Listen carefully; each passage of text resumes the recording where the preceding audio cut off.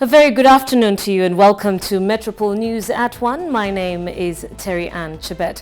Now we start off in Parliament, where the Parliamentary Committee on Finance and National Planning has faulted the National Treasury for its reluctance to rescue the National Bank of Kenya, even after being aware of the capitalization hiccups the bank was facing.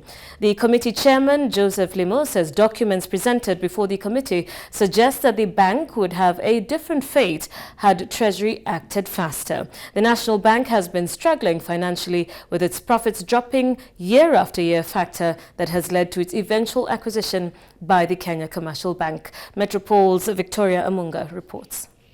There is no doubt that the National Bank of Kenya has suffered its fair share of hardships over the years, hardships that have brought it to a point where it's now set to be acquired by the Kenyan Commercial Bank.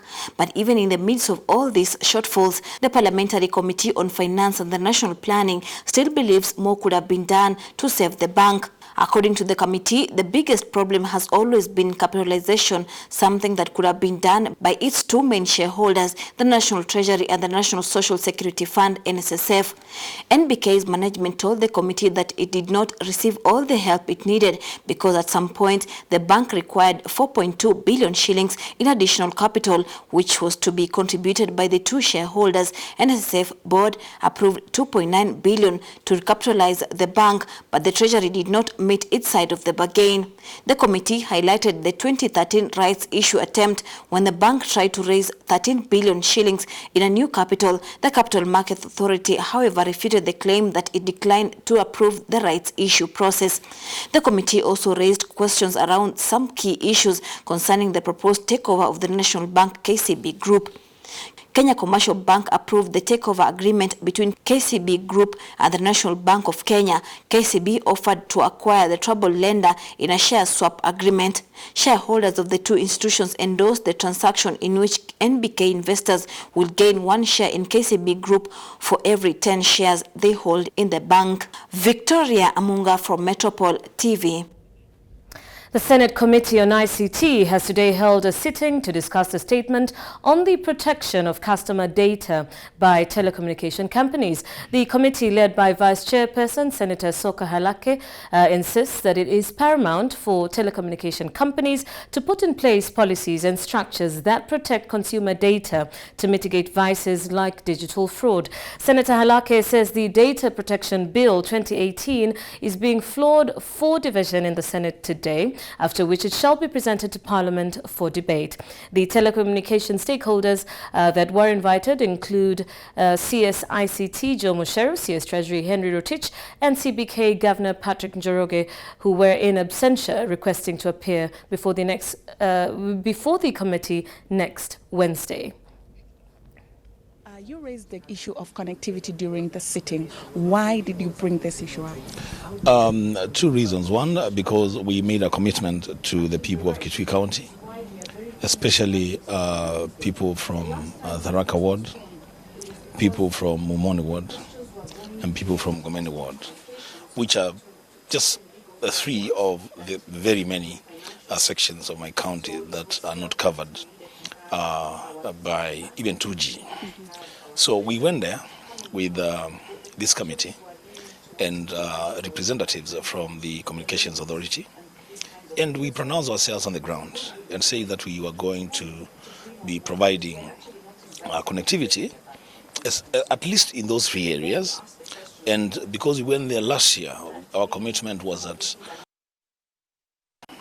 those areas were going to be covered. To date, they have not been covered.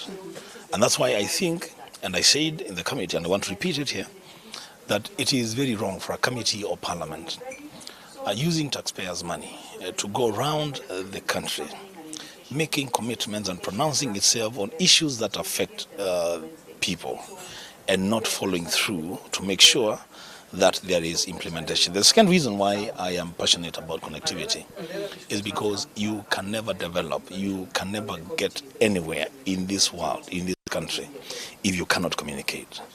Communication is such a basic requirement for anything that it is a shame that today we are talking of huge sections of this country that are not covered by mobile telephony. And so, as I said in this committee, and again I want to repeat it here, we will not continue sitting in committees of parliament that will just be all talk and no action. We will make sure that we push the relevant authorities and institutions to implement decisions of committees and to honor their own commitments. Yes. Okay, so moving forward, what should the people of Kitui County and the larger areas like Isiolo expect when it comes to them being connected to the telecom grid? This is what they're going to expect from us, especially on my part, and I will do my part. I am a member of the ICT Committee of the Senate by choice. And you have heard us saying in the committee that we are inviting Communications Authority to appear before us next week. That, for me, will be the last boardroom conversation that we are having with the Communications Authority on matters connectivity. The fund, USF, is available for connectivity and special projects. But before we even talk about special projects, because special projects could be anything, before we talk about special projects, we will push for connectivity. When you look at the matrix that they gave us and the data on their end as to what areas have been connected and what areas have not been connected, according to them, 98% of this country is covered at least by 2G. The reality on the ground is very different. Perhaps actually is covered. So once we meet them on Wednesday next week, moving forward, we were demanding action, not requesting, demanding action. I'm right now joined by the Vice Chairperson of the ICT Senate Committee to have a discussion of what the sitting today was all about and just put into context rather some of the issues that came up during this sitting. Now, the sitting was based on having a conversation around protection of consumer data, but other issues came up during this conversation and during this sitting, like the connectivity across the country, and these are issues that we will touch on. But right now, let's invite the lady into the conversation. Thank you very much for making time. Thank you. So one of the main agendas of today's sitting was protection of consumer data. Let's talk briefly about that, because some of questions have been raised about what maybe telecommunications companies do with private data of Kenyans. What is the committee's stand on this? Thank you very much. Of course, as you saw, the committee's stand is to make sure that there's a framework within which this data is handled, is processed, because again, we must protect the customers, the Kenyans, the citizens who are the data subjects in this case. So basically what we wanted to ask the minister, and unfortunately they couldn't make it and we've given them a different date, is to make sure that A, what are we doing with the data, but B, what are the frameworks that are being used to protect, to process, and to use this data without affecting then the personal, the integrity of personal data for Kenyans. As you know, there was also issues about the risks that Kenyans are running with all the loans and all the overdraft facilities that tend to look like financial services as opposed to telecommunication services. So we needed to find out what's the balance between how do we then separate? Are the telecommunication companies, should they be running these things or not? And what is the separation? Should they be delinking the financial services and using and perhaps even coming up with financial service entities as opposed to just the telecommunications entities? So these are the questions that we are asking as our mandate of oversight, to just make sure that we protect Kenyans. But that said, these questions we are asking our executive is just a short-term measure. We have a longer-term measure that we have taken as Senate, where we have drafted a personal data protection bill, which is on the floor of the House. Okay, there you have it. The sitting with the Governor, Central Bank of Kenya, the Cabinet Secretary, Treasury, and ICT has been moved to next week Wednesday, so they can come and they can be part of this discussion, so that when recommendations are made, they're coming from an informed place of knowledge, reason, and wisdom. We're now joined by Kitui County Senator to just shed more light on the issue of connectivity. Ondiro Oganga, they're coming live from the Senate. Now, in a bid to attract a new market segment, beverage company Coca-Cola has today launched a new set of beverages as an addition to its already existing product range. The company's head of marketing for Kenya and Tanzania, Nelly Wainaina, says the move is in line with the company's commitment to offer the customers more choice and convenience. Some of the new additions include Coke plus coffee, a new addition to the Minute Maid portfolio, the Minute Maid Nutri Defenses, and Power Trade Power Sports beverage targeted at sportsmen and women. Listen to consumers. We continually improve the products that we currently have. So we reformulate, we add more functional benefits. What we want to do is bottle any beverage that you can experience. So anything that you drink, we want to put it in a bottle. And that's in the agenda to make sure we're addressing consumer needs, consumer preferences, tastes, and what they like locally. Now, the government is seeking to build 500,000 housing units under the Big Four agenda, affordable housing plan. Now, the plan targets those formal employments with employees of financial capacity of up to 100,000 shillings. However, where does that leave those in the informal sector with no guaranteed form of income? Kwangu Kwako, a social enterprise, has ventured out to provide affordable housing for those in the slum areas of Nairobi. Let's take a look at that story, which falls under our Trailblazers segment.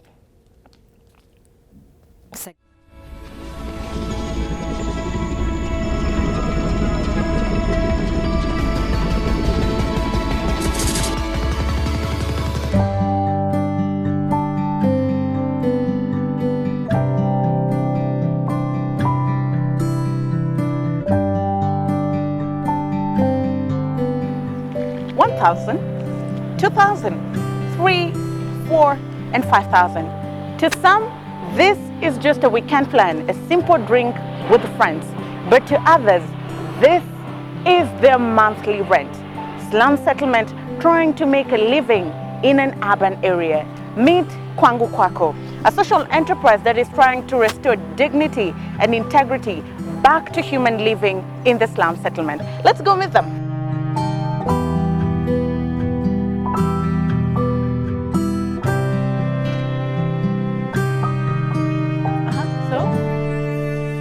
With a conversation around housing catering to the high-end market, why did Kwangu Kwako opt for Kenyans living in the slums? I used to work for a sanitation company in Mukuru, and they built precast concrete toilets.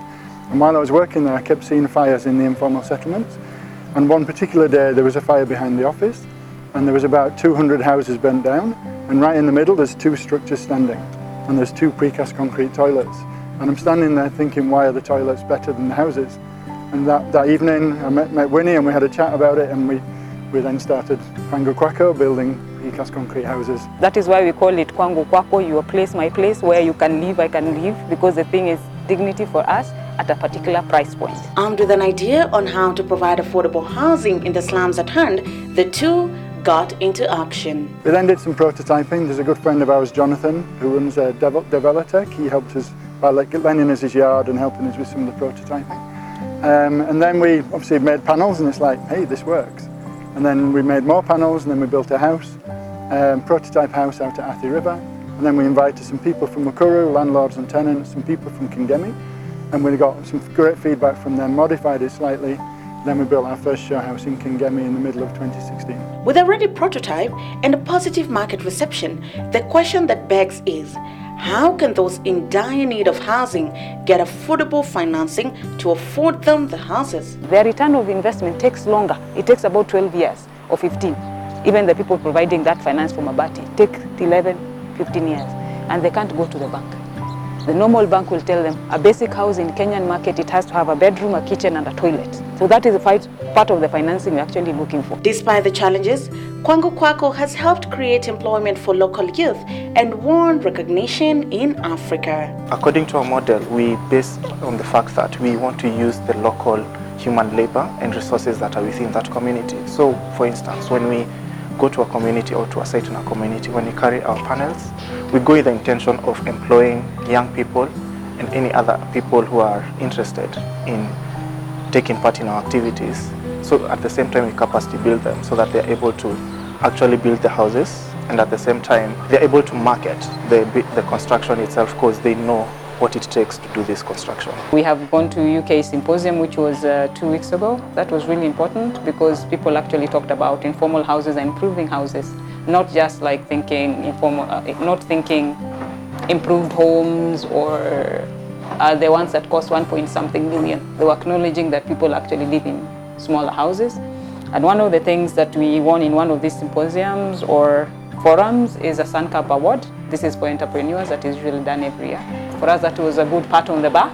It wasn't monetary, but it was a good pat on the back that you're doing something.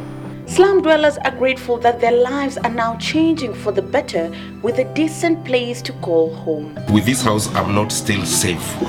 But with the Kwango Kwako, that's 120% safe. After seeing the material that they've used, that material is amazing. It can't catch fire. My vision and dream is to see Kibera changing and growing up in a better way. Build houses like Kwango Kwako that we cannot burn because the house is fireproof. If anything happens about the fire, your house will be safe. You'll be walking so slowly, comfortably, because nothing, and I mean nothing, will burn your house. Business is always founded on the basis of making profit at the end of the day. But sometimes that is not entirely the case. Now, what better way to do business than to make profit and at the end of the day, go to bed knowing that you've made somebody's life better by dignifying the place they live. For Metropol TV, I'm Ondiro Wakanga.